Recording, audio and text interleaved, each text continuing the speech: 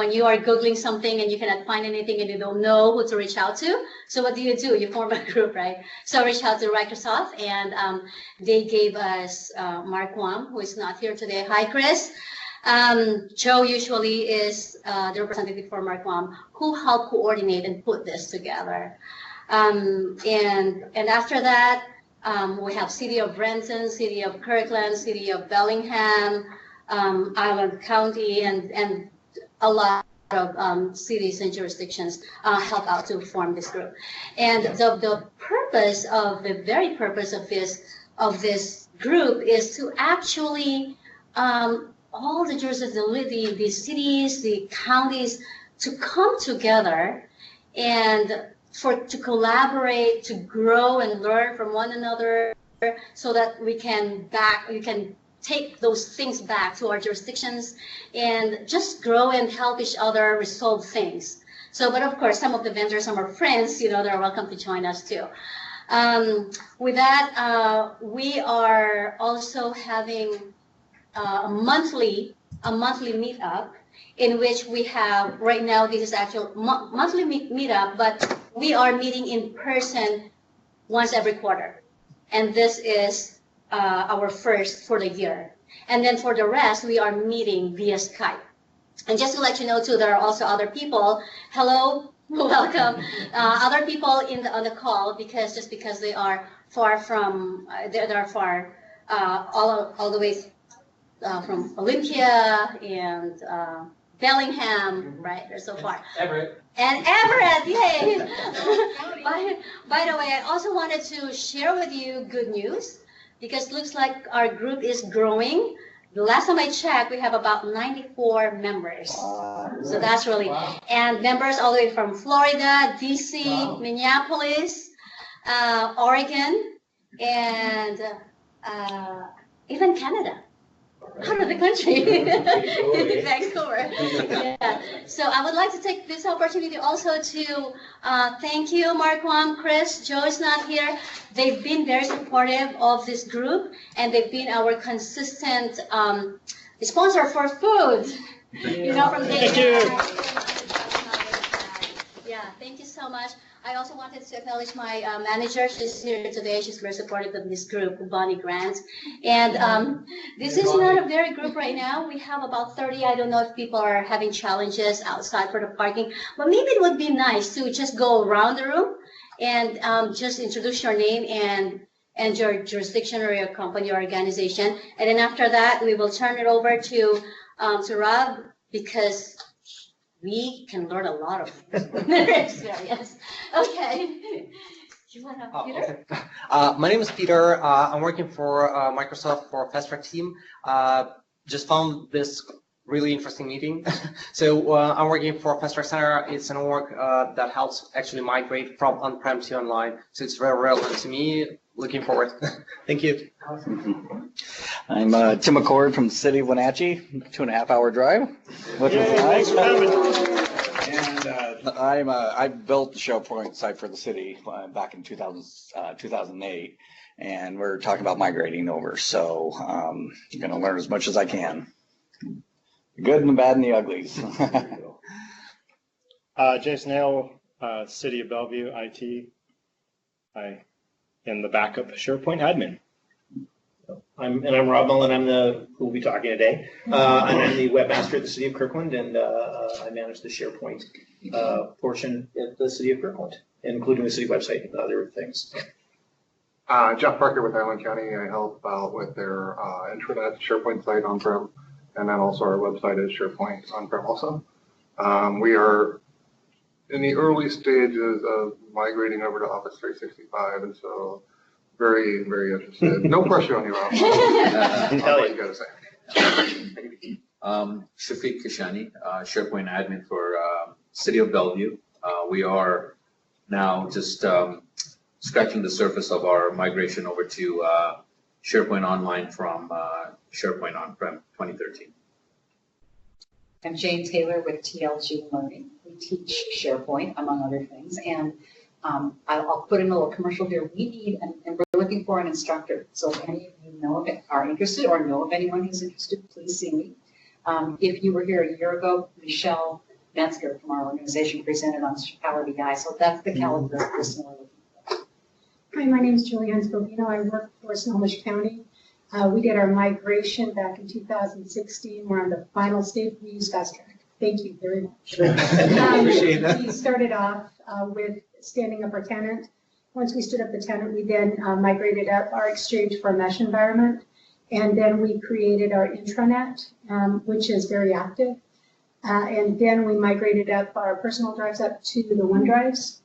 And now we're migrating our SharePoint collaboration sites that are department specific up to the online environment to classic site collections. I'm Greg Frick. I'm currently with Zones, but I've been with Zones for 2 weeks. I was with the University of Washington for 7.5 years. I was in UW IT most recently. And prior to that, I was a technical trainer at a company called, well, I guess it's called Quick Start, but when I started, it was SQLsoft Plus. And I was a past president of Puget Sound SharePoint user group. And so I love the SharePoint community, and I love how people share their knowledge and experience. So thank you. And I'm looking forward to this presentation. Hi, I'm Samuel White. I'm with the city of Everett. And I did the migration for the city back in like December of 2017. But that sounds more impressive than it was because we didn't have a huge SharePoint problem, you know, still. At any rate, just here to see what you guys got, see what's going on, and hopefully learn a few things. I'm Joel Lachance. I'm from the private sector, the SBA. More nice. Yeah, BMO, we're a Microsoft, we're a Gold Microsoft partner. We do government, education, and commercial, and help company be more secure and protect the data against cyber criminals. So we do migration and well aware of the fast track route as well. So thank you for letting me here. Hi, I'm Mark Cockrell. I'm an assistant administrator for the city of Edmonton. I'm the SharePoint administrator for the city. We have SharePoint on-prem, and I think like a lot of people in this room are moving all of our office stuff to 65. That's why I'm here. Bonnie Brandt. I'm IT for the City of Bellevue, and my team is responsible for SharePoint, and we have this large project, which is we're just forming, and it will be somewhat alike to Snohomish.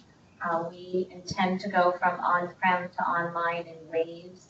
We have OneDrive implemented, but we want to kind of change the purpose of that. We want to migrate our personal drives. So we have SharePoint to SharePoint Online, and then OneDrive, and then we also have a big push from our records department to move our humongous network drive content to SharePoint.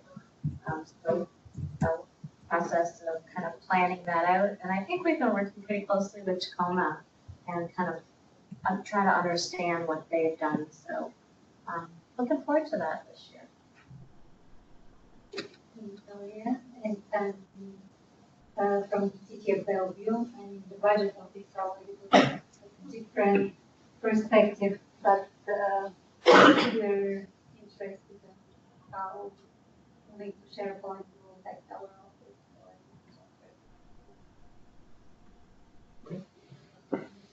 Oh, we have I should have waited a little longer. I'm Lydia. I'm also from private sector, from ISL Tours.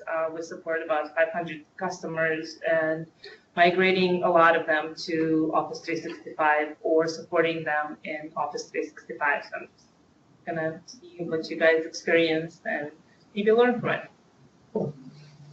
Okay, so maybe we can turn it over to Rob. Rob Millis from City of Kirkland, and he is the webmaster. And they just migrated their, is it on-prem to, right? 2013? Yeah, 2010 on-prem. 2010 on-prem to online. That's what Yes. Lorna, do you remember last time when we met and we asked Rob, like, so how's everything going? And he basically said, I'm in SharePoint migration hell. I know.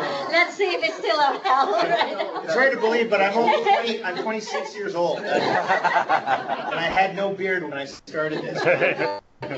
Just crushed down. All right, yeah. So, yeah, I'm Rob Mullen. I'm the webmaster for the City of Kirkland. I've come to you today to chat about our odyssey of moving to Office 365 and SharePoint over the period of a couple of years. So that's why I've called this sort of from the trenches, because I was deep in the trenches when I started this whole process. I know that there's probably things I've missed because the project was massive. There were so many things. There's a lot of sort of curves and turns and intrigue and whatnot. So I'm going to share that with you, sort of like a support group, and so we'll all work through this together. And hopefully, some of the things that we ran into, will help you in your process of moving forward as well. So what I was going to start with is our journey. I'll start with a little bit about the background of the project itself. I'll talk a little bit about the RFP that we produced to move forward, the roadmap that we developed with our vendor, the implementation process, and then through the lessons learned. I'll also show you a little bit of stuff in the back end of some of the solutions that we've come up with.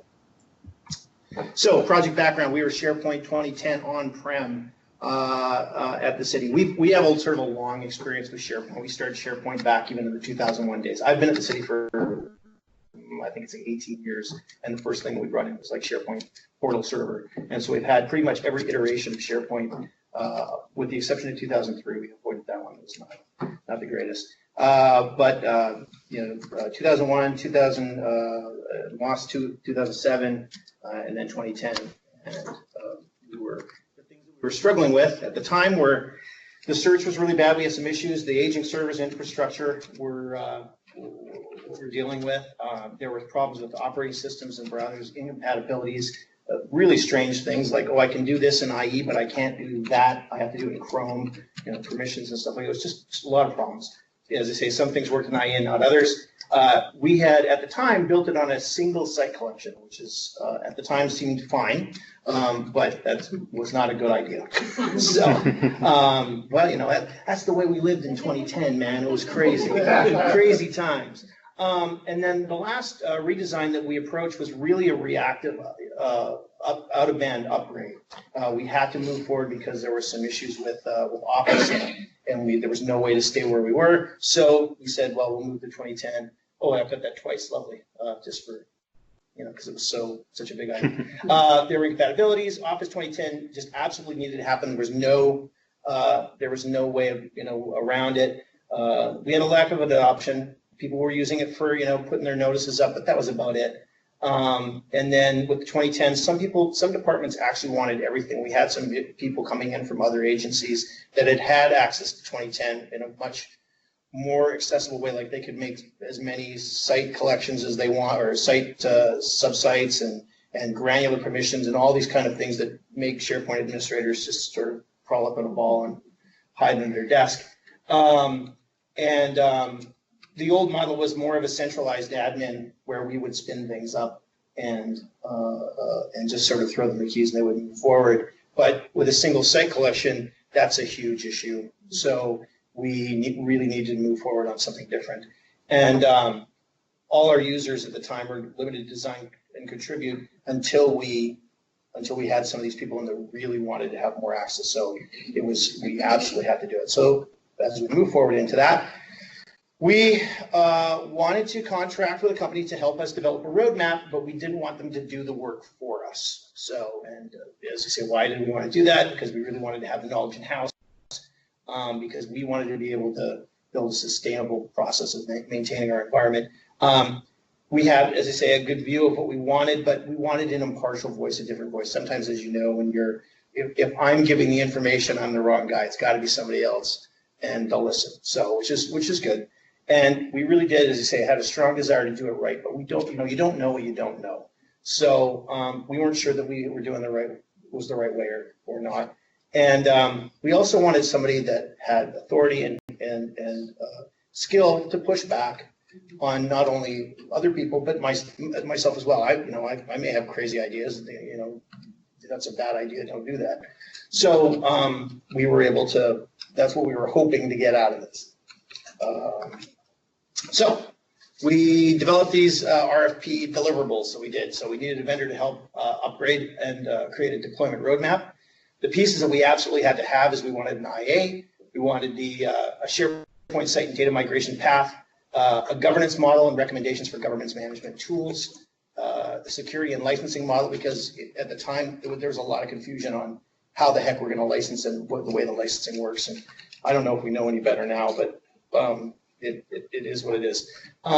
We also wanted to really capitalize a lot of the features and functionality that were available. We didn't know what was available, BI, dashboards, all those kinds of application integration things. And really wanted to put a high focus on staff training solutions because in the past it's mostly just been us, showing people what to do. If we actually, to be honest, we really didn't do a lot of it. It's one of the things we knew we were falling down on. And then just to also have periodic project consulting as we're moving through the process, that we could come back and get help as we're moving forward. So we found that helpful. But the rule is that my boss is like, it's going to the cloud. There's no way about it. So it ain't going to be on-prem, period. So to the cloud or nothing. So there we go. So RFP process, we had 14 vendors that applied. We selected 3 finalists and we awarded it to Affirma Consulting. Specifically, I think because, I don't know if you guys know Martin Cox, but Martin Cox was at Affirma and everybody just absolutely loved him. And he was, a rock star. He's a member. He usually comes to I expected to see him. So like, that didn't happen that way. It didn't happen that way. Martin. Yeah. To Martin Cox there. Yeah. So we completed the contract in May 2017 and set to work in June 2017. The RFP, the only thing I'd say is like lessons learned in RFP is don't run an RFP while you're doing jury duty. It is a bad thing because you're like answering FAQ questions on the bus. It's not a good idea. So don't do that. Whatever you do, don't do that. All right. The roadmap process as we move into June, we were assembling the project stakeholders. Affirma was doing visioning and workshop sessions with everybody, pulling everybody together. What was to come out of it was a set of documents or playbooks that we tried to develop to follow for our migration and the redesign. And those were the various books that came out of it: the visioning summary, the governance document, IA design, migration, and education user adoption. And then again, help and guidance along the way is really highly desired for us. So out of the visioning process, we pulled everybody together and looked at problems that we were having and whatnot. And we developed these sets of goals and objectives for the new intranet. And as it says here, to become a preferred channel of communication to reach a wide of internal audiences. I mean, these are rather lofty, but easy to use, consistent user experience. These are all common things. Help make processes more transparent, reduce the unproductive time, improve coordination, provide an environment that is flexible for teams and departments with different requirements, and to create solutions in the new SharePoint Online environment that meet the needs of the organization. And then we want to make sure that everybody has full understanding how to use it, and users know where to get help and are encouraged to share the knowledge with others. So that's what we did. So the first part that was the visioning piece. Then we'll move on to governance. I know governance is kind of a big thing for a lot of people, so I've tried to put as much as a fair amount in here for you. So in the governance process, we developed these pillars of governance. And first off is to protect, the reason why we're having is to protect the integrity of the SharePoint 365 environment. And it's making sure their permissions are okay. Third-party applications are vetted correctly. There's any deployment of homegrown applications, but really nobody has been doing yet. Nobody's been pushing for it, but we're ready. We're ready if anybody asks for it. But then the big piece was protect the integrity of the information architecture, because we'll make sure we don't harm the ability to get around the site, and making sure things are in the appropriate locations and hierarchy is correct, and navigation and taxonomy choices are clear. And then, of course, we want to protect the integrity of the data, so we don't make sure that people aren't putting in things that are going to damage the information that's there. Data loss, and then metadata to things so that things are easy to find. and then security measures to prevent data from being compromised by outside users. Those are our pillars.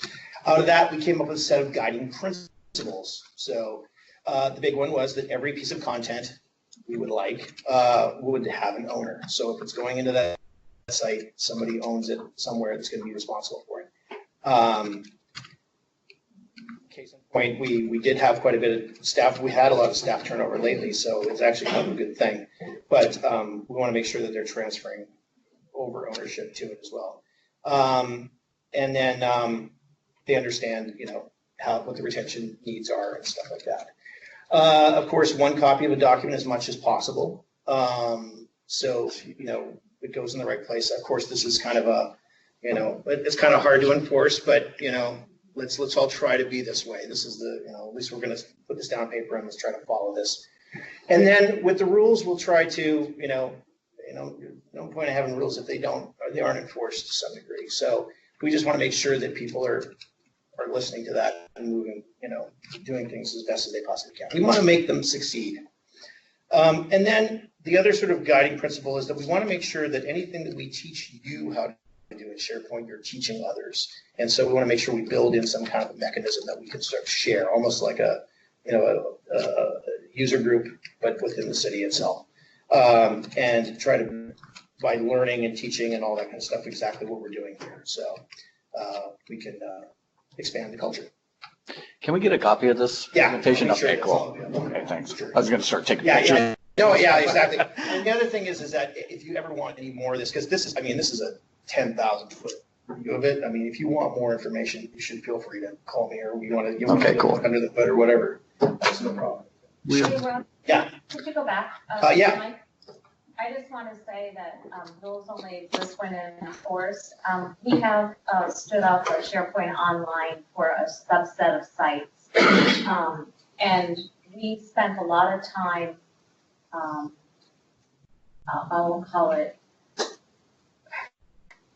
making permissions consistent and kind of getting away from, we'll teach people and we'll do the right thing, to we will bake permissions in to ensure that people do the right thing. And so, one of that is around, site owner responsibilities and who has access to sites. We really pulled that up and kind of out of individual control. And we did that based on feedback from other jurisdictions that said, really, that's the only way to ensure this consistency. So thank you for sharing that. We're kind of on the same path and journey. Got a little pushback initially, but people like ownership. People are leaning into it. Yeah. Yeah. Well, and I'll go into a little bit more, but we actually have a tool that helps facilitate that as well. So, all right. So now with governance, you want to come up with a governance team. This was the breakdown of the team itself.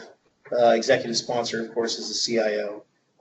The leaders, myself and Nick Smith, he's basically the O365 Azure guy. So there was when this project started, there was kind of two sort of zones of influence. There was very much the office side of things and the network side of things, and then the SharePoint intranet. Well, as it happened, the worlds converged, and now we're like in this sort of mixed environment. Same thing with the OneDrive stuff as well. And then the department stakeholders were, a lot of people that had high interest. Like one of our directors is really, she came from the county. She loves SharePoint. She wants to do SharePoint as much as possible can.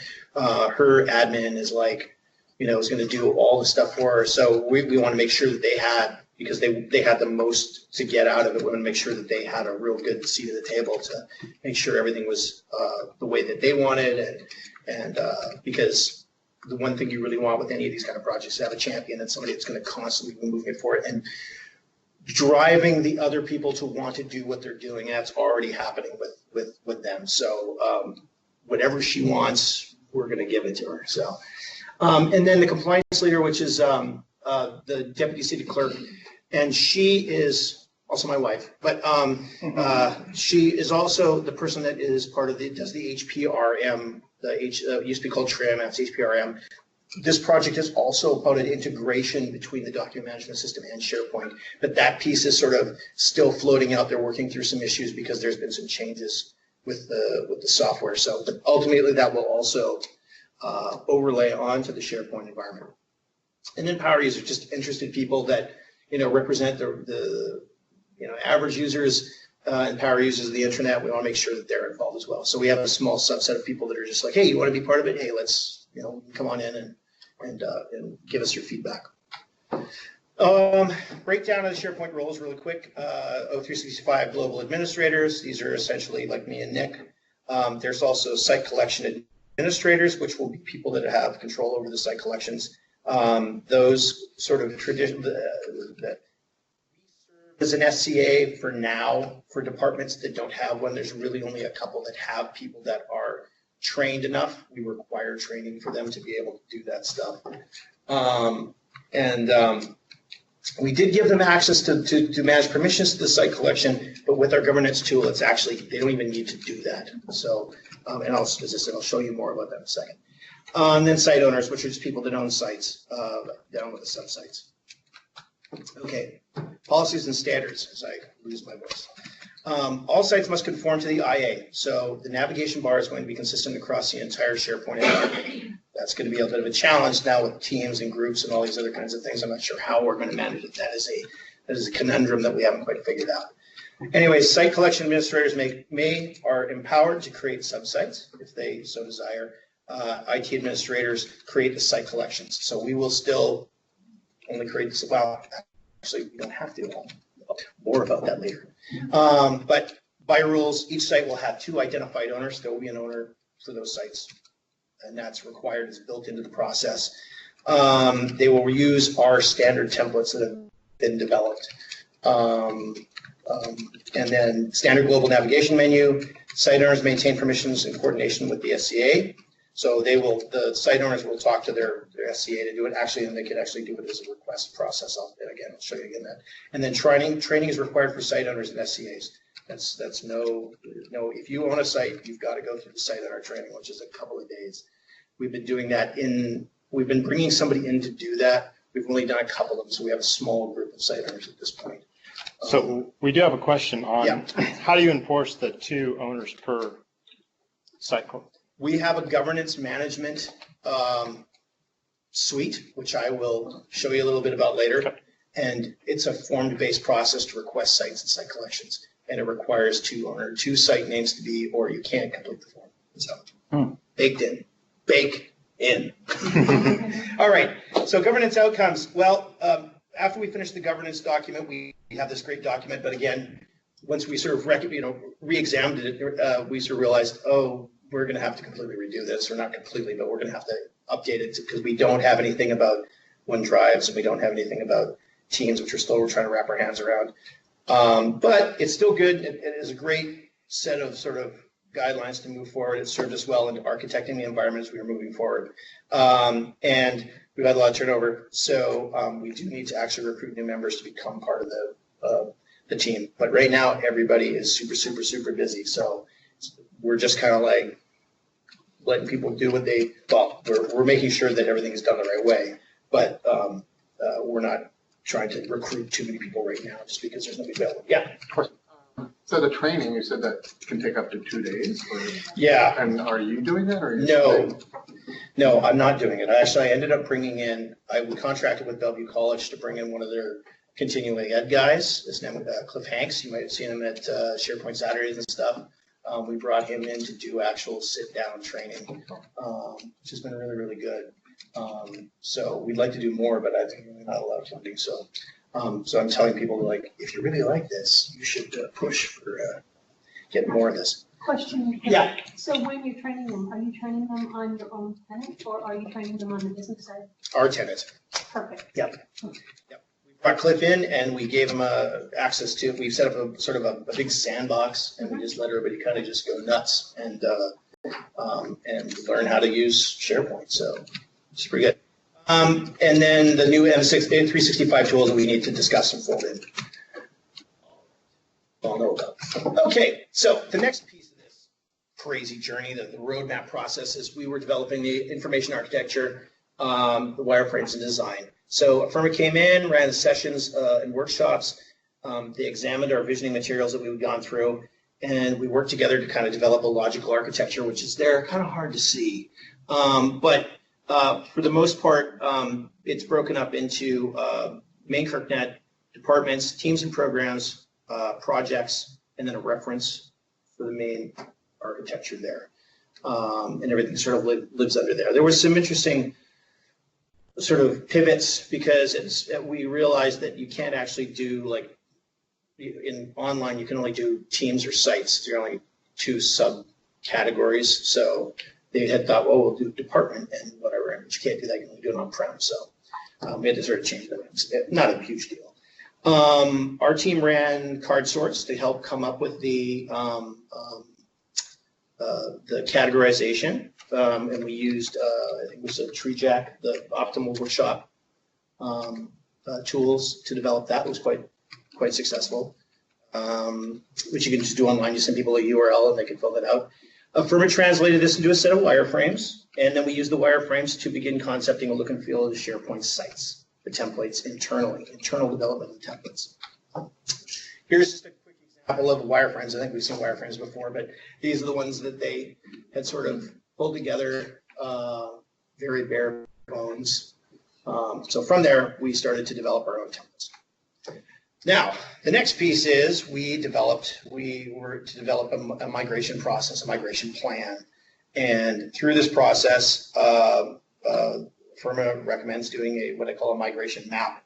And what that does is it maps all the content in the one site over to where the heck it's going to live in the future site. And so you try to make sure that every single thing goes through, again, whether or not you're going to migrate it or not. Yes, you migrate, do not migrate. Every piece has an owner, and you map it one for one across. And so that when you're going to do your migrations, you have a plan of where it all goes. So who helped you with that? Like, did you get the user community to help you with that? Or? Yeah, so what ended up happening is that we would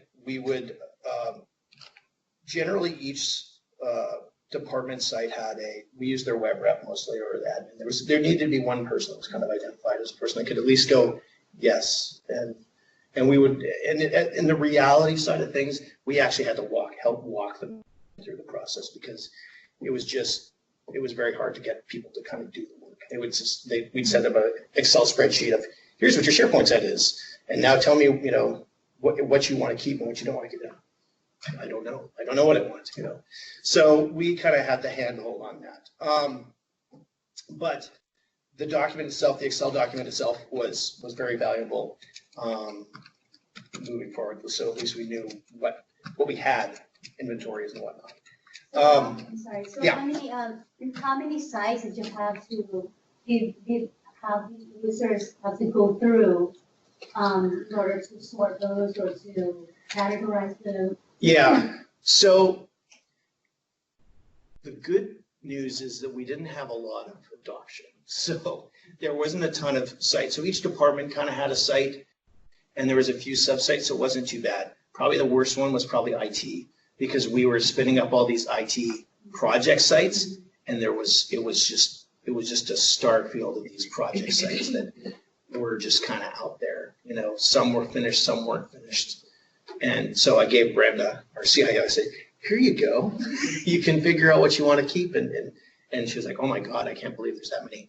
But so for the most part, it really wasn't that bad. It was one major site, a couple of site collections. So it wasn't, but I could show you the whole migration document. It's a lot of stuff, but a lot of it got left behind. So we just didn't need it. It was out of date.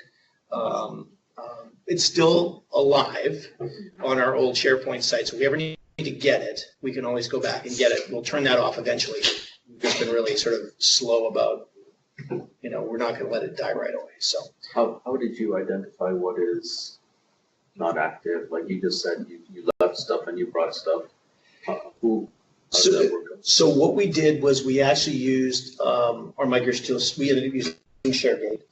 And we actually looked at anything that hadn't been touched. We ran a report, and you can basically show basically sort it in a big Excel file and see what's been touched in a year or 6 months, and we let that sort of guide us. And one of the challenges we found with that same thing is we've been trying to do that in ShareGate, and you can't find last access date, so you look at like modified date. Yeah. And then when you look at modified date, they all show up as the last time we did the CU. You actually can through ShareGate, and that's through the audit report. So you just enable the audit report, and then you are actually able to see the last session that it was opened. Okay. So there you go. So that's the report, is the audit report? That's the one that wants to, that's the one that wants to create a Yes. site on your current, it wants to create something in It your creates like a document library, yes. document library, yeah, okay, all right. Yeah. So we have another online question is, did you use PowerShell for the migration map? No. We used for the migration map, we used ShareGate. We did a joint inventory. And ShareGate actually uses PowerShell on the back end. Yeah, there you go. So technically, yes, but I didn't have to do it. So, I was just gonna say, like, when I came along, we ended up using a different product, Doc App from AppPoint. Mhm. And the one thing I just say to anybody is, like, I don't care what it costs. Don't think you're gonna do this yourself with PowerShell unless you have. Don't even try that. You'll probably just kill yourself. Because like when we started digging in, these things give you a lot of tools about the questions you guys are asking. So you know how it is. Somebody always wants to do it on the cheap, and it'll end up costing you more. Yep, absolutely. And yeah, just buy the thing. Don't try it. Yeah. Unless you like eat, breathe PowerShell and that's your deal, man. Like, okay, but that's not me. So, or not all of us. So, anyways, so part of that was we had to identify a migration tool, which kicks off the first part of this first procurement process. Now it's like we're doing the SharePoint thing. Now we're going to have to find a migration tool, and then develop a migration process. And Firma gave a great sort of process of how it's got a nice little flow chart and created here because I took it out text. But the process is complete a migration map, build a site hierarchy, baseline migration, QA acceptance, do your incremental acceptance, go live. So just rinse, repeat. So, okay, migration tools outcome. We ended up going with ShareGate because it was I think the most cost-effective one that they had. It was per seat and there was no cost of transit data. So AppPoint would charge you money for moving things from on-prem to. So when we were looking at the tools, it was like, it was just cost prohibitive. However, we did go with AppPoint for the cloud management suite, which was a big key part of the entire SharePoint process. And I don't know if you looked at the tool, and I'll show you sort of the back end of how it works. But what it does is it allows people to fill out forms and self-provision things, and it builds it the right way, the way that you decide it to be built, and it's just an approval workflow process, and it allows them to create site collection subsites, put them where they want, change permissions or alter permissions, add permissions, all this kind of thing. And it's adding more and more things every day, so it's pretty cool. Can I make just a pitch on ShareGate? We're doing the same thing when we're looking at tools at the UW. And it turned out that ShareGate became this tool that we used over time. It wasn't just for the migration. We ended up using it whenever we needed to peel off a subsite and turn it into a site collection. It gave us this great flexibility. So it seemed like it was a great investment for just managing and moving higher. Oh yeah. Did ShareGate And keep the metadata? The what? Yeah. The metadata, like the original date created, Yeah. like the original owner. Yeah, it did. It keeps all the metadata, all that stuff. It also allows you to identify a sort of a temporary person. So if somebody leaves and they can't migrate, you can actually say, please change this person over to the system administrator or the SPO. And one thing that you Service want to do when you are doing a migration, if it's a large migration, we had over 4,000 personal drives that I had to move up to OneDrives. What you do is you create service accounts. You actually utilize those service accounts because Microsoft put into place an algorithm. It's new to me, but it started like in 2017, at which point each user account gets allotted so much bandwidth. And so with those different service accounts, Microsoft is recommending between 4 to 5 service accounts. to actually make that migration, so that way you get a real full pipe for that Cool. Another online question, Rob, Yeah. is what were some of the other tools that you had considered? We looked at, there was really only 3 at the time we looked at. So it was AvePoint, Metalogix, and ShareGate, the only 3. So. And AvePoint has a few different products out there. I think you touched on that. I think this was before I got there. We went with their DocAv, which that one they charge like per the gigabyte. Yeah. I think this worked out better because of how much we had to move. Yeah. Oh, yeah. And it's funny because buying the governance tool, I still get DocAv, so I get it anyways. But it was a lot more complex. It felt very a lot of overhead. And when we started getting into doing ShareGate, it was good. But we still have it. And moving things back and forth throughout the SharePoint Online environment, they don't charge you for transfer. So we're going to shift to that once we're sort of. Well, the licensing for the ShareGate drops off, and we'll just go back. We'll use DocAv because we've got it. So. But I had a really positive experience with the company in general because I hit some snags and I ended up dealing with their support. Yeah. No, they're really good. They're all stars. I really, as I say, I'm a huge fan of the governance tool too. So. Okay, and then the last part that we did was this education adoption strategy, and we really wanted to try to make up for things we haven't done in the past. So we wanted to sort of think through the various things we're going to do. So we looked for external hiring of training solutions, which is what we ended up doing through Bellevue College, through the continuing ed program. And he was able to come in and teach classes in-house. We did a series of sort of intro classes, and then we did some site owner classes, and hopefully we'll be able to add more moving forward. Yeah. Can you talk a little bit about establish the relationship with the college? Was that pre-existing, or did you didn't walk in the front door? And No. Hey. Well, it's funny because I used to teach at Bellevue College. Oh, on campus. But the reason why I knew about Cliff was because one of the department, Public Works department, that wanted to do a lot of stuff with SharePoint, ended up taking a class, the continuing ed class. And they loved Cliff. They thought Cliff was great. And I said, so I got some connections, so I made some calls, and we were able to, hey, would you do that? Like, yeah. So that's how that worked out. So now we have a mechanism where we could just bring them in and do another class if we need to. Not to say that's the only solution. I know there's no solutions here. So, but or we can send them to those classes at Bellevue College, and that instructor knows what our environment's like. Then we researched on-demand training tools. And we ended up going with a system called Content Panda, which is very much like Visual SP. I don't know if you've seen the two of them before. You guys know Content Panda, do you? There you go. All right. So my pandas disappeared. I was actually just sending an email. I was like, where did my pandas go? They're gone, man. What happened with the... Anyway, so we ended up getting that, which is an on-demand training tool. And then, identify some, when we were doing the sort of the visioning process, we also tried to identify apps for the departments that would get them kind of excited. And then we did some sizzle sessions. It's a Hollywood thing, but we had Martin come in, and we pulled everybody into the council chambers, and we showed off some of the things that we were doing, or what you could do, just kind of get people kind of excited about the various things you could do. And as you see on these other things, the instructor, this is sort of the little nucleus of things, but the other piece is we're in the process of also doing this whole SharePoint Ninja thing. So we're trying to develop that sort of environment as well. So talk a little bit more about that later. Okay, so that was a roadmap. Hey, we've got the plan, we've got the map. Now it's time for the journey. Okay, so here we go. Now, the thing you need to know is, while all this roadmap stuff was going on, we still had a whole bunch of parallel implementation stuff that was kind of already going in the background. We were developing the look and feel. We were attempting to recreate the templates in the SharePoint Online environment. We were doing training, went to SharePoint Fest. We went to all these kinds of things, just get smarter about it. We were researching various tools to help us do things.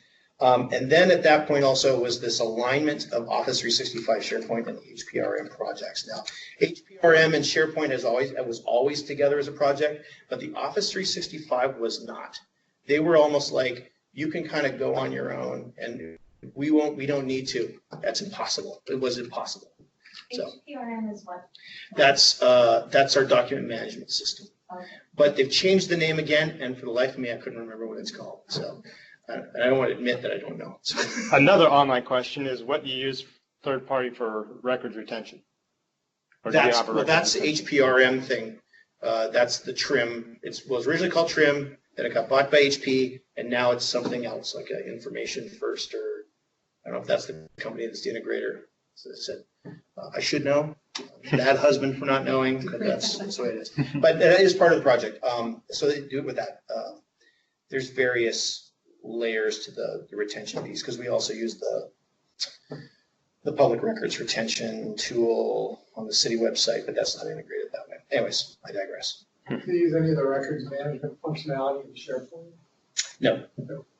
And what I'm hoping is that we will be using the HP piece of it, because it's got, once we get all the plumbing in, because it shows the records in the document libraries, and you can push things out, and you can push out lists and libraries and all those kinds of things to meet those retention schedules. Why create them twice? But maybe in the future, maybe we will. Depends what happens with the software. Those two projects, yeah. So originally the network people kind of were like, oh no, we don't really need to do that at the same time, but you guys can do your SharePoint thing. It's like, there was a come together thing where it's like, we just realized this was impossible to do it separately. It was just, so we came together and sort of realigned the entire project that way. We pulled in a firm of resources as well to help us. They also have some resources as well. There's a guy named Bardia, who's like, again, rock star guy when it comes to Office 365. Helped us really sort of understand how everything kind of worked together. Finding tools was really, really fantastic so we used some of the SharePoint dollars to make that happen. And then we also started sort of the beginning stages of the department site visioning. So it was talking to various departments, trying to figure out what they wanted. And then we started practicing sort of moving data back and forth using ShareGate, testing that kind of stuff. And then did our Office 365 roadshow, sizzle sessions, to get people excited. How are we doing on time? I don't want to bake myself into that. 7.3. Yeah. So when you say, can you please elaborate more on the department side visioning? Are you talking about like really the departments or the department site collection or? Yeah, so what that was so there was a sort of, when a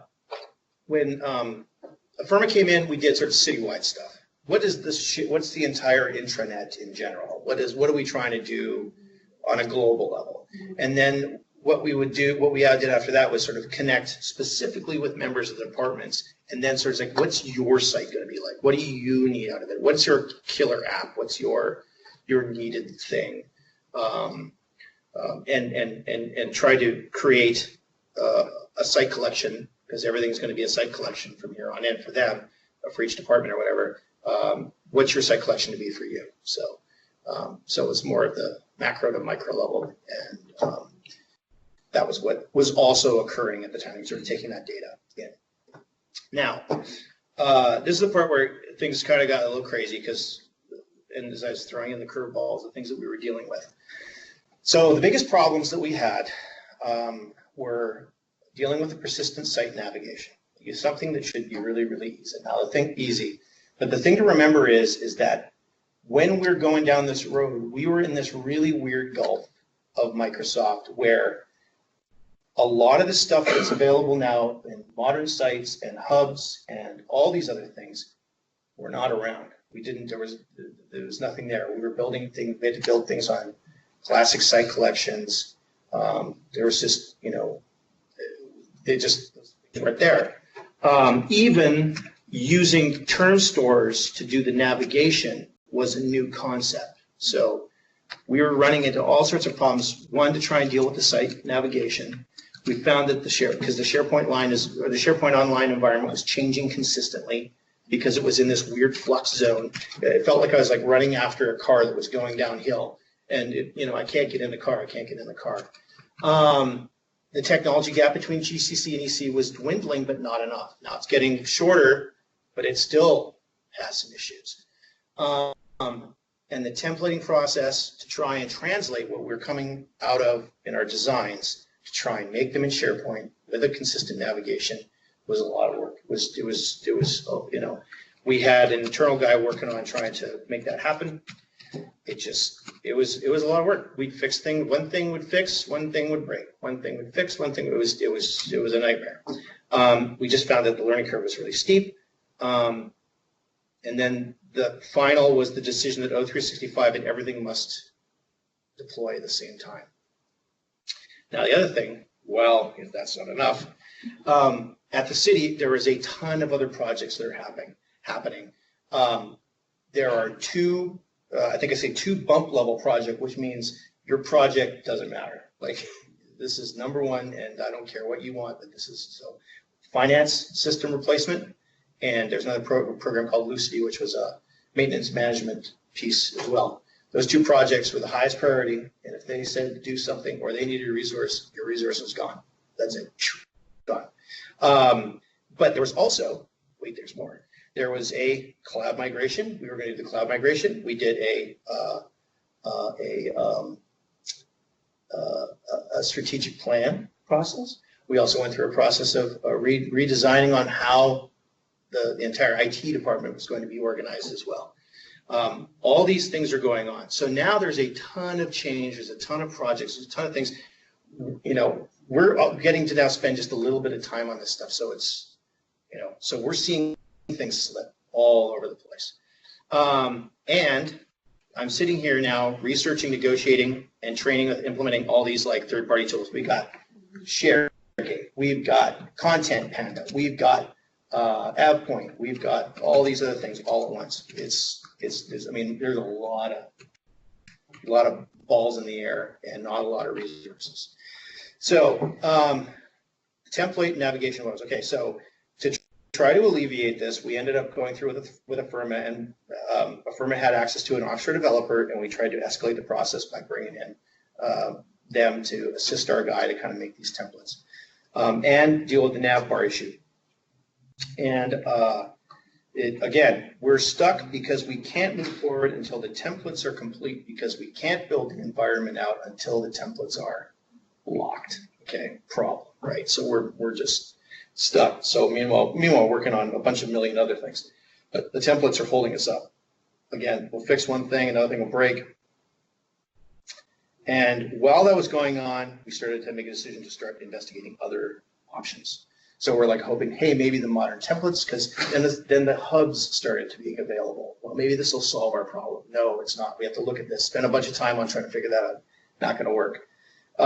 We talked to some intranet in the box companies. They were like, we don't want to sell you the templates. We want to sell you an entire redesign engagement. It's like, we've been through that. We don't want that. We just want, give us your templates. That's all we want.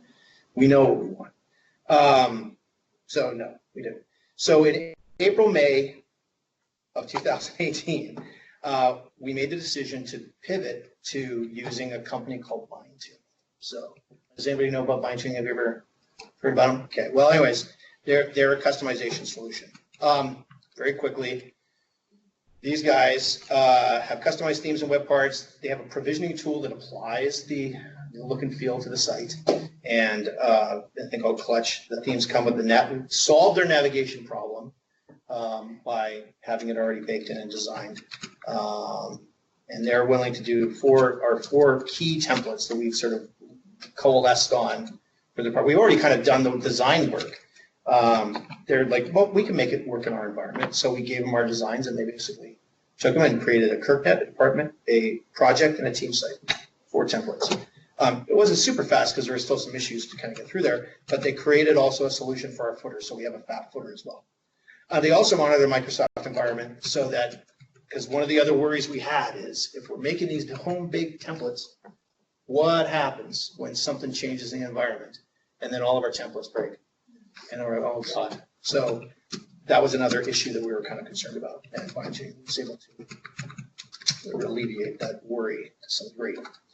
Okay, so here we go. Regroup and recalibrate. So as we're moving into June now, this is a lot of time we've burned. We're tearing through here.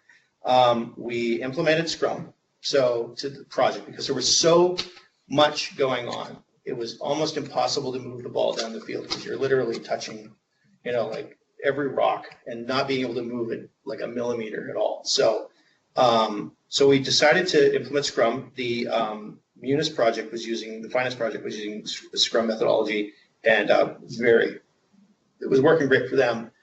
So we stole that, and we got our blue painter's tape, and we got our sticky notes, and we went to town and just started chipping away at the project as much as we could. So it was again, we were dealing with competing projects and issues, workload issues because of that. And one of the things that we had to make a decision on, it was a hard decision, was we had to decide, because it was taking too long, we have to lift and shift a lot of this. So as much as we had high hopes of creating these very, very personalized environments, we sort of had to make decisions saying, well, we're going to take your data over, we're going to move it the way we are, because at least we think the environment in the new templates is going to be good enough, it's going to be better, it's going to be improvement from there. We'll move your data over, and with the understanding that we will come back at a later date and we will re-envision this. Partly because we weren't quite sure, because we were building these templates on old classic SharePoint team templates. And there's all these modern things, and there's all these things. We know that there's a better world for us moving forward, but we have to get done.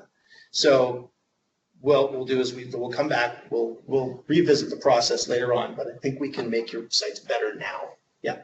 I just have a question on your philosophy. I think what we've heard loud and clear from our users, when we originally implemented, it was the Wild West. People could do whatever they wanted with their sites. Then we implemented templates, but still people did a lot of variations. And then what we hear is, I don't like SharePoint because every site I go to is different. I don't know where to find stuff, the nav's different. We've talked to a couple of firms where it's kind of very generic, the site templates. Yeah. And while that doesn't have maybe a lot of sizzle, it does give users the consistency of, I know what it looks like when I go to Bonnie's site or Victoria's site or whatever site. So we're kind of headed in that direction of consistency. Yeah. Are you taking is that your approach, or I'm hearing you say personalization, which makes me believe not?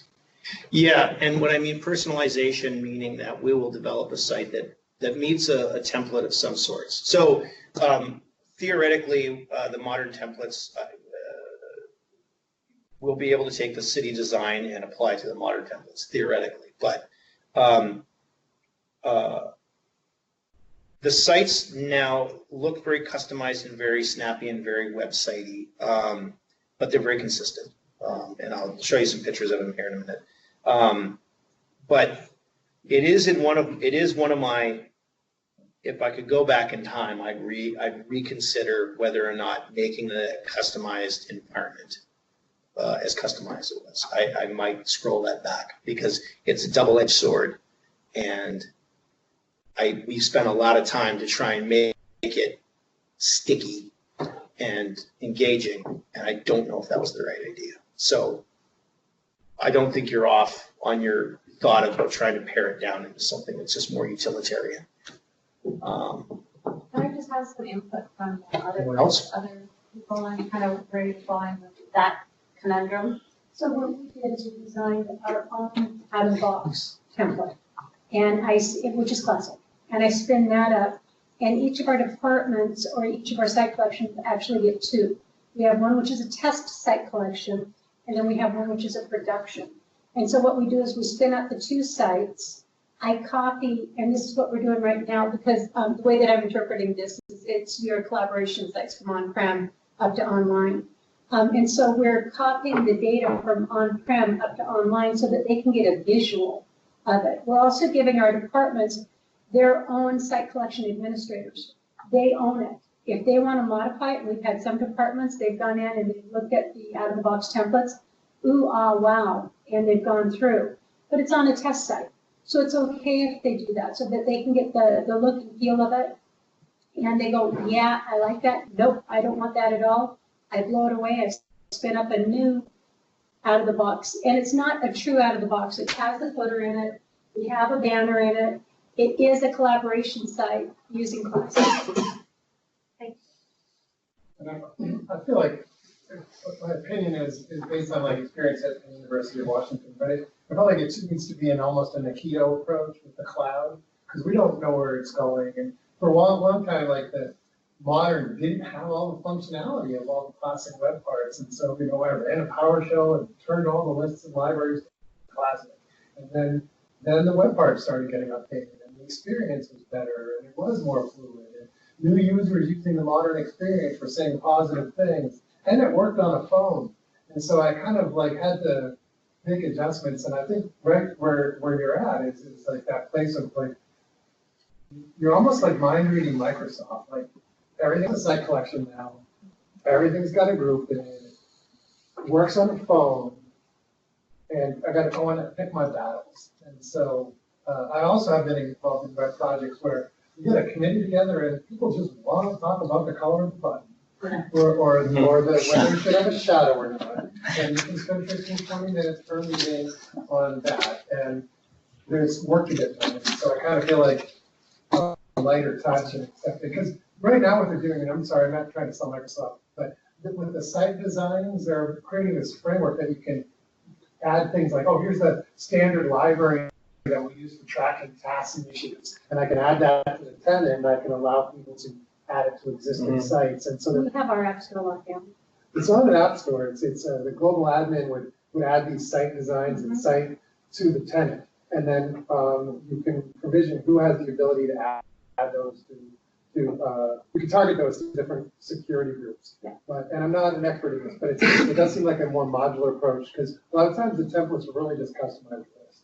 But like on the old SharePoint, I got so tired of the templates because really, if you just had a plain site, you could add anything you wanted. They could use, you didn't, I don't know what value they added. Yeah. And the modern ones are almost a bit too much now. They're like really, they're really fancy. And a lot of there's a real heavy lift now. You got to change a bunch of photos. You got to do a bunch of stuff. But the templates that we did get out of bind tuning have a set of customized web parts attached to them that give end users enough creative control that they can, I think they can live within those templates and still feel like they're making something pretty. You know what I mean? So, and I'll show you more about that later. Yeah. I was gonna say, we kind of had a, so our SharePoint site is not our intranet site. We have a different platform for that called Civic Plus. So all our SharePoint stuff is all about collaboration, right? And I'll be honest, like 90+% of it is basically document libraries and lists, because that's really the two big things that everybody needs to do. And then just in terms of trying to lock it down, we kind of left it up to the departments to kind of do what works best for them, because we don't have a ton of collaboration across like the departments, but we set aside, we kind of gave them some help and we set aside separate sites for where they're doing more project-y things, right? And there they have the cross-department sort of stuff. But my general philosophy was like, keep it as simple as possible. Whenever I tried to make things more complicated, just confuse the heck out of people. Like, for example, the number one confusing thing was like, the document preview web part. If I put that there, people get confused as heck because they couldn't do the stuff that you have to actually click through in the document library to actually do. So I just started taking that thing off, like just click on the link on the left and just, at any rate. So less is more, and just rely on search to be able to find what people need to find for the most part, and just hope that search doesn't break. I mean, on ours, it's the internet and the collaboration. But I think you have sites that have different purposes. And so on the internet side of things, you want a little bit of sizzle to kind of like to make things pop, because everybody sees that the entire county is kind of a public area. But then when you get to like the internal departmental sites, you don't need the sizzle. They just want the document library to list. And so it doesn't have to look glamorous or anything like that. It just needs to be functional and work. And so I think you got these different categories of what the purposes are. Yeah. We're also using this as a tool to teach our end users. So we have all of our end users, because they all have their OneDrives, and each OneDrive is a site collection. So they're going through the training 1 and 2, or levels 1 and 2, which is standard training as well as an owner training, so they can learn how they can leverage their own site collection. Cool. All right. So anyways, lift and shift. So we had to kind of make a hard decision to do that. That's fine. And then we had to phase first to get it live, and then with the understanding we'll revamp it later. Now, meanwhile, in the network and operations land, they're running into some issues with email, with the email service, the Exchange migrations. There was an added thing where they wanted to get people's usernames, because now we're dealing with truncated usernames and full usernames. These things were all becoming challenges. MFA was another one, so multi-factor authentication. We're going to get that. Woo-hoo, we love MFA. But people were like, oh my God. Anyways, and then I think at some point the Exchange server, the on-prem one, got sick. We got the flu or something. I don't know. We had some problems. That was some issues as well. So we're running into sort of that stuff. Meanwhile, learning through the learning curve and trying to get these templates sorted out with the bind tuning environment. And then add on to that, we'll start pulling together our AppPoint implementation as well, which is the governance management piece. We've got to start spinning that up as well.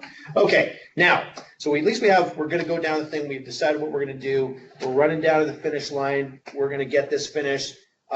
We completed the migration maps the best we could. We developed that high and low phased approach, like this is going to go for sure, this isn't going to go, this will go later. And then we began to basically build out all our site collections. And on here, you'll see an example of this is what we were doing. So we would spin up the site. Is it a production thing? We've built it, we've skinned it, we've customized it, we've migrated the information. We've got the department to say, yeah, this is fine. We would sit down with them and try to organize the items on the page so it was pleasing enough for them, move the stuff over, on to the next one, on to the next one, on to the next one. A lot of work, get them to approve. All right, so implementation outcomes. SharePoint, so from the start of the RFP, February 2017, the last of the roadmap documents were delivered to us in December. So there was a whole process of moving through, and my lessons learned, you'll know why. But it just took a long time for us to kind of get there. From December to whatever, we were thinking we're going to go live by March. Wasn't going to happen because the templating process was just completely defeating us in all the other projects.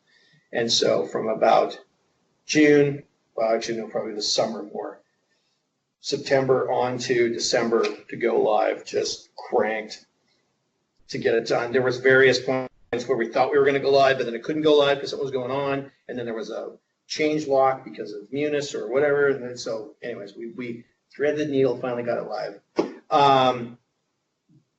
From all accounts, it was a vast improvement to what it was there before, the old SharePoint 2010 environment. So, which was good. The first email that I got from anybody that was a thanks was from a council member who said, "Thank you for doing this because I was able to get my council packet from work. I didn't have to go through a VPN. I was able to get it right through the browser. Thank you very much for doing this." And I'm like, awesome. That's what I need to woo, So that's what we were trying to do, just make it more accessible. And then from when we rolled it, it was actually, it's on the bottom, but it's like, it was surprisingly quiet. I was like, waiting for the shoe to drop, waiting for people to go on fire. There was only really a couple things like, hey, I can't find this thing. We move it over, migrate it immediately. Great, there it is, bam. There was a lot of artifacting from when the templates build, because when they build a template, they just build everything for you. So you kind of have to go back and take things out that aren't, empty document libraries. There's still stuff there. There's still wires sticking out of the wall from here and there. We'll find some stuff. But the IA, for the most part, seems to work with everybody. So we thought it was pretty okay. It helps that there was so much change going on at the city that they're like, this is awesome. I'm so excited to get worked on this. I haven't got a minute because I'm too busy taking, how to put my time in. I'm too busy taking like the 10 trainings I had to do here. So I'm sure at some point when the smoke clears of all these other projects, they're going to come clamoring for it, which is great from us because then our whole goal is to try and get more and more people trained before that happened. So it's kind of a blessing and a curse. Before we move on, Yeah. we have another online question. Well, how do you do MFA? Do you restrict it to a few devices? Person's comment was, we've tried it and it's overwhelming to our users. So the network guys, and that's would be through the network guys, network operations folks, Nick, everybody gets MFA. That's it. So if they're at the city, do they have to do MFA too, or is that automatically? So if they're at the city, yeah, they have to have the MFA set up on their phone. How do you use the secondary? They have this little app thing. So I'm sorry, that's out of my. We have the little app thing. Cell then. Yeah. Oh no, it's their own cell. So yep, and they use the Outlook, and they've got the MFA app on it. They choose to do it that, or I think they can use their regular desk phone as well. At the Phones. Yeah, the city of Everett, we did it where if you're on the city network, you don't have to MFA. If you're off the city network, then you have to MFA. Yeah. And your options are you can there's a multitude of options, multiple phones and call and text, and they have an authenticator app which you can load on any of the Android, iOS, whatever. We rolled those out. Those are wonderful. I highly recommend those. Lots of good options there. So yeah, don't if they want. Just like don't like the thing we had people who didn't get the point of it, and so like their only authentication method was their phone on their desk, and that doesn't work really well when you're at home. And so yeah, I know, right? So but if they want, I can definitely connect them if they have any other sort of deeper questions with that. I tried to get Nick to come. I told him there was pizza, but he was like, no. So lots of good options. Yeah. But we required it, so you got to have it. So I have my own. I have a work phone, so that's why I have 2 phones. So that was the implementation outcomes. So just really quickly to kind of show you what they ended up finally looking. This is the SharePoint templates. I can actually go live if you wanted to look at it. These templates are what were created. These are sliders. These are customized bind tuning web parts that you go into the edit menu and you can change the icons and the text and link them. They can be pictures. They can be live weather feeds. They can be all the kinds. There's a lot of things that they can do. There's a lot of functionality, creativity to make their environments even more exciting. Some people have figured out the thumbnail. Some people haven't. What's good? There's a department. The department has a left-hand nav bar. That's the IT one. It's kind of Spartan, but it's fine. But those are the things. Those are our top priorities, just so we know. Keep things running. Okay. I would argue that Munis is higher than that. But there you go. Everything else, just so you know, as a reminder. There's an example of a team. This is a diversity committee. So each sort of team in the city, there's a video. That's a video thing that plays within this screen. They can have sliders, all that kind of stuff. It's and then there's a project, and project has sort of an intro. It's got some links. It's got you can change those squares to whatever you want. I can't make the squares go away though, but they have to live within those various templates. But I think they're pretty enough that they're okay to live with. No, we've had no complaints. So, all right. So really quickly, this is the governance piece. So we have a tool called AppPoint Cloud Governance. It is a website that they can log into through their Office 365 account. It presents them with a catalog. They can choose what they want to do. So in case right now I'm trying to sort through the problems of requesting Microsoft Teams. That won't be available yet, but we're trying to make it work. But you can do site collections, lists, libraries, permissions, site collections, all that kind of stuff. And the way that works is you click on what you want. It just presents you with a form. You fill out the form. This is for my web team. You just choose where you want it to live, as long as you've got the appropriate permissions. Like basically, it's a workflow that comes to me for this one, but like for what's Public Works, it would go to the person in Public Works and they can approve it. You require your contact. So here's, as you can see, those are required items. So there's Terry and myself, and then it sends a little email to the person to approve it. You approve it, goes through, and it says there it is, sets it up. Then we go through the bind tuning process, which is where we take the site, so we can now apply the theme to it. And that's done by just logging in to the fine tuning thing. We select the template, which would have been the Kirkland team. Those are the various templates that the 4 templates we've set up. You would just basically use the existing site. It loads all the web parts, which are probably already installed anyways, and applies the template onto the screen. And there it is, the finished complete site. Then you just go to edit and you can customize the web parts for your own project.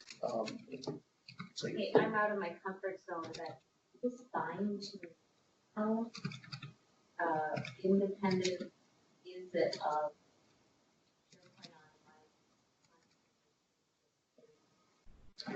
foundation? Yes. I mean, are you Yeah. So they have access to the environment, I think, in an earlier format. So if there's problems, they actually will update the themes and push them out for you so that if there's something coming down the line, you will get notified and you would change your theme to fix it. We've only run into one situation where some images went away and they sent us an email like the next day and they said, apply this patch, and it's done. So, I mean, it was... They're supporting. They're supporting it. So the templates are met. Once you pay your O&M on it, they basically monitor to make sure your templates are going to work correctly in your web parts. And they're constantly, the other thing is they're constantly updating web parts. You can put in feature requests and there's like a site where you can like, now I want to make it look like this or that or whatever. They don't always adhere to it, but they're constantly trying to make them better. Yeah. Another couple. Sure. Okay, how do you want to go? Here. You identified the 4 templates. Are they able to do kind of the out-of-the-box templates too? Right now, we are doing just the 4 fine templates right now. There is one thing that it does. You need a little bit of massaging to actually use the out-of-the-box web parts because their templates work better with the customized fine-tuning web parts versus so case in point, a document library, a standard SharePoint document library has some alignment problems, so you have to actually go in there and make some changes, but it's not the end of the world. So yeah, online questions. Yep. On the governance form, how is that accessed? Is that anywhere? And is it, how is search enhanced? And final question is, how much does bind tuning themes cost? Okay, let's see here. Okay, so the first one is it's under the right now it's just a link that's under request SharePoint services, and you just have to. But we haven't. Not a lot of people know about it. We need to evangelize it more so people understand how to request sites. So again, they've been really busy. If anybody says, "Hey, I need a new site," it's like, "Have I got the adventure for you? Here, go to this website. I'll sit down with you. We go through it all. Boom, bang, done."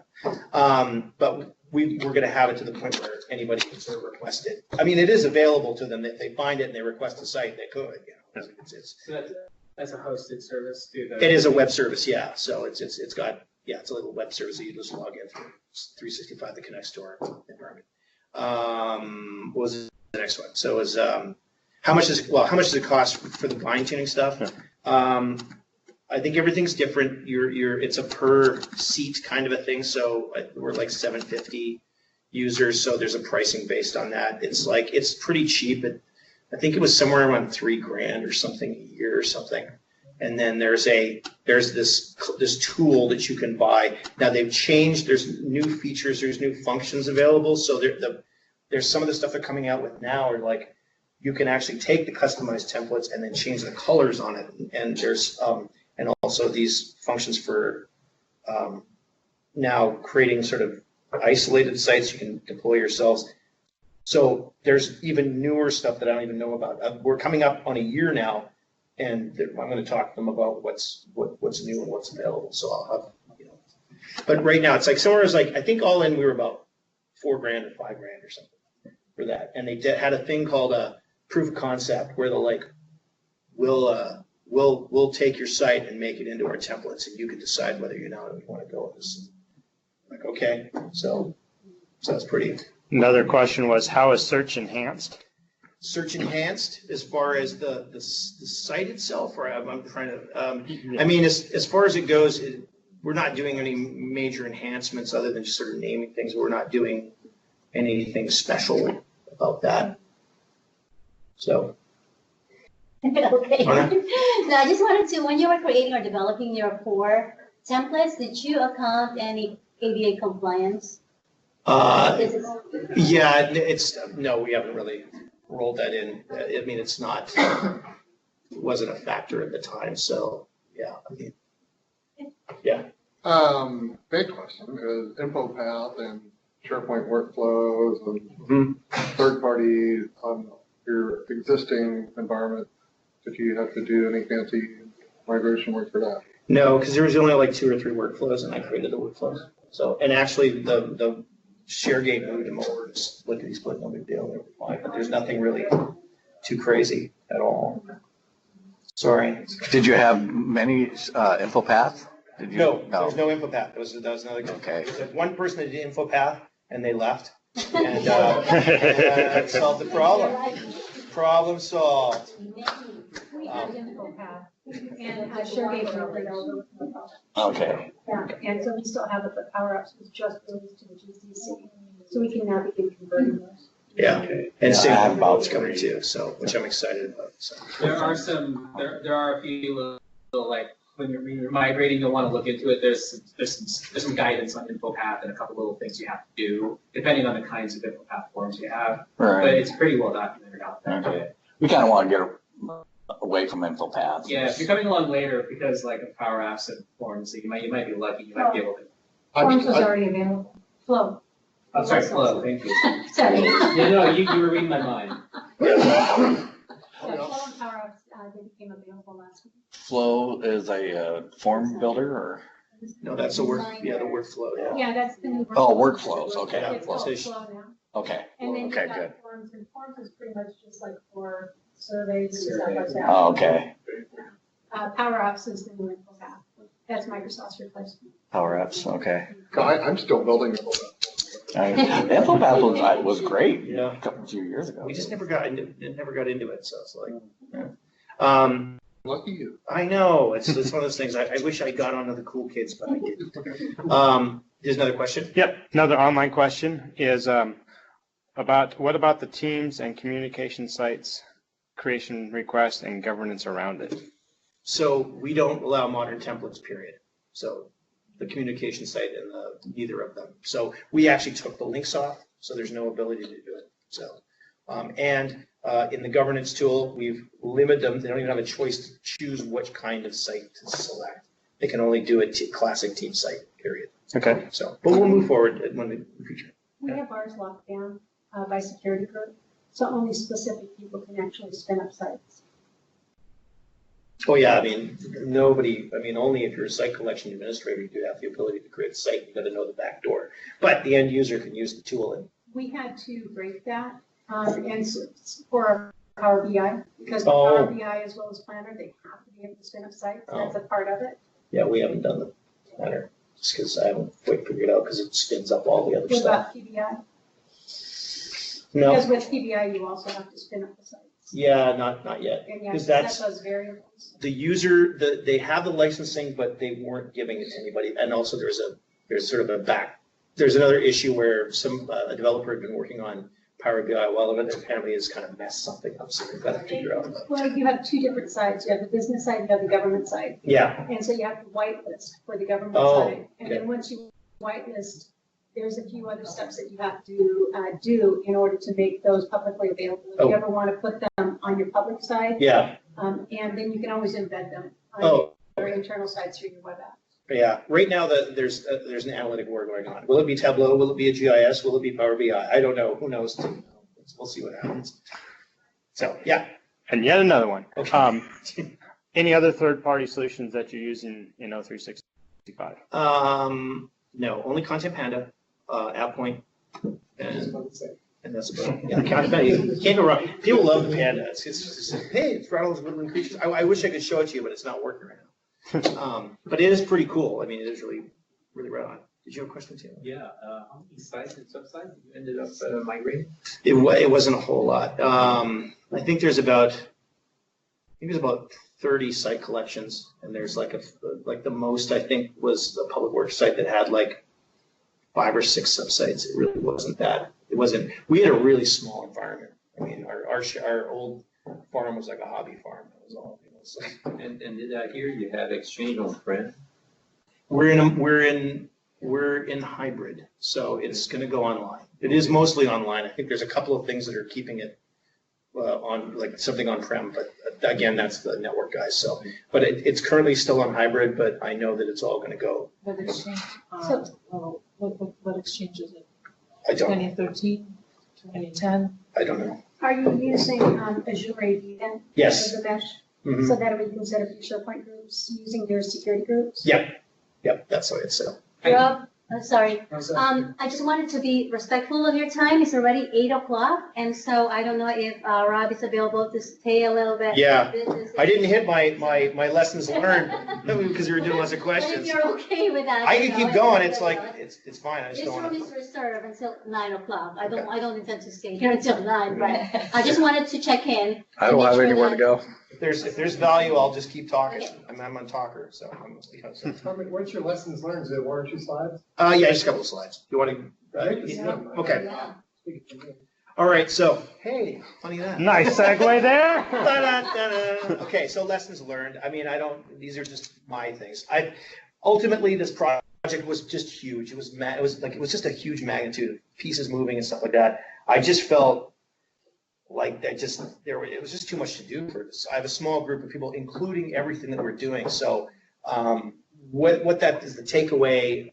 I mean, I'll throw that in at the on the part where I sort of say if I could go back in time. But it was just a huge body of work.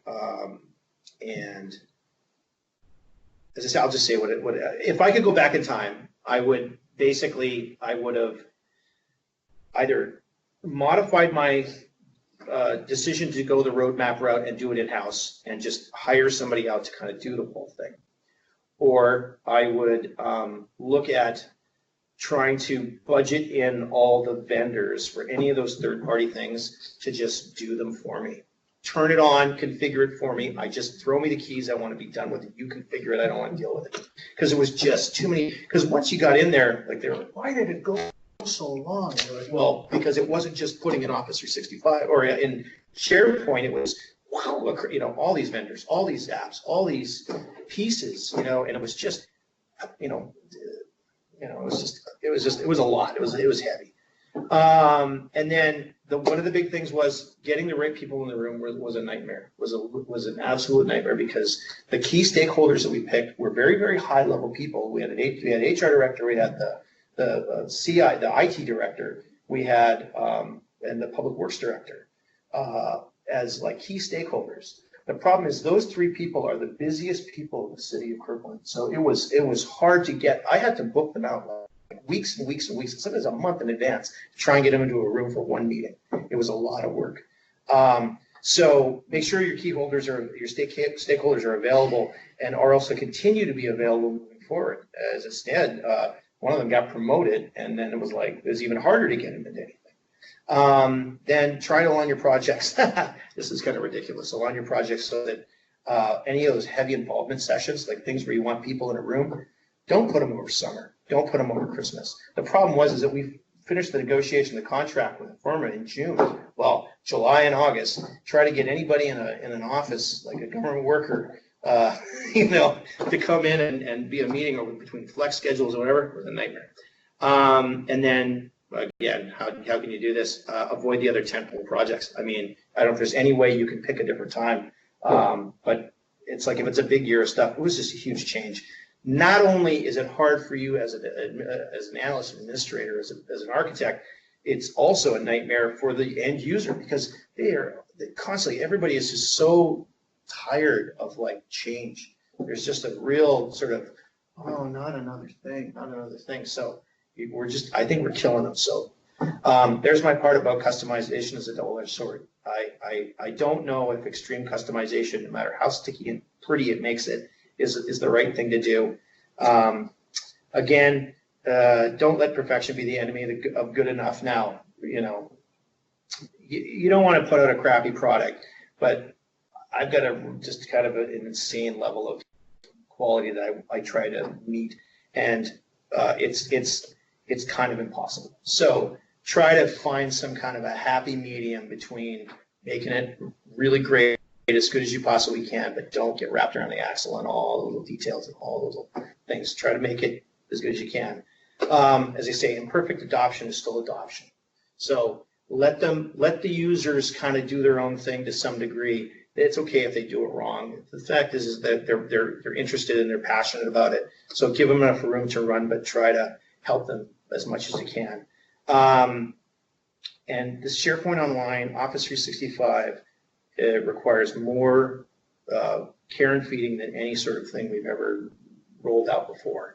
So between constantly monitoring what the changes are coming from Microsoft, training and user evangelism, it's not a set it and forget it kind of a thing. It is a constant thing. So you need to kind of be aware that you're building a new level of service, because no one's the master of all this stuff, and it's you know, and you can't even be the subject matter expert on everything. It's too big. It's too massive. So you know, you kind of just have to be aware that it's going to be a lot of work. Don't underestimate the complexity factor, because what works today may not work tomorrow. So again, the templating process killed us. It was a lot of work. Trying to change things, try to break out of the box is a problem. We found some tools that allowed us to kind of pivot in a good direction. The other piece is constant communication. What happened was, again, being the sort of the main person that was doing the PM, doing the oversight, the whatever, I found that I kind of just would hunker down and not talk to people because I was too busy trying to get everything done, and it was bad. So I don't know if you got to like pull a PIO in or pull in somebody that's just out there to be, you know, the person that's talking to people all the time and spreading the message. Find somebody like that, and then delegate and inspire others. Don't try to do it all yourself. This is going to kill you. As I said, I'm 26. No, I'm just kidding. I had a question. Yeah. So I noticed that one of your stakeholders were the power users. Mm-hmm. So was that helpful, or did at some point drag you or the process at some point? No, everybody was. You have a different perspective, right, from the executive Yeah. stakeholders. And really, the power users were actually like one of the communications persons, and they were just excited to see what was going on. So they really didn't bring anything down. They were just happy to be talking. They really didn't. So the partnership. The partnership was good. There. It worked. Yeah, it was great. And really, a lot of this, like the visioning process, was very just like we were. That's probably another good sort of lesson learned is that there is a ton of education that needs to happen before you even have these visioning meetings. You've got to teach people about what this thing is even before because they can't make decisions on things and to ask you what they want because they don't even know what's available. And that was one of the things that we sort of got all the time was, I don't know what I don't know. So I just assume it's exciting because you're showing me these things and it all looks exciting, but they don't know. So I think there's an education process that has to happen before the visioning process. And I guess if I could go back in time, which is my next one, if I go back in time, I probably would do more of that educational kind of stuff before we sort of engaged in the whole visioning process, at least to make it our way out of out of the summer, so people would be in the building, so we could have them to talk. And then, as I said, I'd go back in time. I'd either PM the project or just do the project, not both. That was just madness. I would have applied Scrum methodology earlier. I found it very, very valuable. So if you haven't tried it before, look it up. I found it really, really helpful in helping my project move forward when it was just stuck in the mud. I probably would have abandoned in-house customization efforts earlier. If I could have found bind tuning probably earlier, I could have saved a lot of time. And as much as, because we still did, I mean, bind tuning still took our designs that we created from the wireframes and made them into their things. So we still got a ton of, I mean, we learned a lot. We certainly know a lot more about the environment, and so it was valuable, but it really slowed down the process. I just wish we could have got over that hump earlier. And then, again, reconsider the roadmap concept over the vendor doing the project. I know there were some vendors that were like, they wanted to do that, and we were like, yeah, so you ever consider having Microsoft fast track the migration for you? It wasn't the migration that was the real problem. It was the customization, it was the visioning, and sort of the thinking part of it. So, I mean, I think that Fast Track did some stuff. I think they moved they might have moved some of the, oh, no, they didn't. No, I think they used some kind of exchange tool to kind of do stuff. But yeah, I don't know if it would have helped. So. I want to give you a shout out for the guiding principles. I think that's such a good and important way to sort of create a framework without necessarily distracting people with the details, because I think they can go south that way. But and that's a good job. We've done that too. And that's a really, and that's a good. I've got to give props to Martin for a lot of that stuff, because I mean, you know, he was really good about taking my sort of nebulous kind of, you know, I wanted to be this and that, and it's like, and knitting it into something that the end user was also interested in, and in a great way. So he really was able to distill it in a great way. So Martin was key in that kind of.